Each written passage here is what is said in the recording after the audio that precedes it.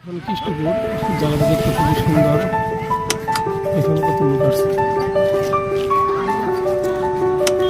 বসার জায়গা আছে, সবাই এসে বসতে পারে, বাচ্চা টাচ্চা নিয়ে খেলতে পারে, দেখতে ভালো লাগে। রাস্তাটা অনেক সুন্দর,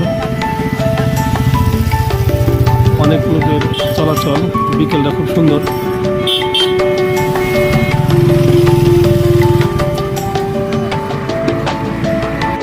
আমার ছেলে আসছে, সূর্যটা হেলে পড়ছে, দেখেন বিকেল বেলা।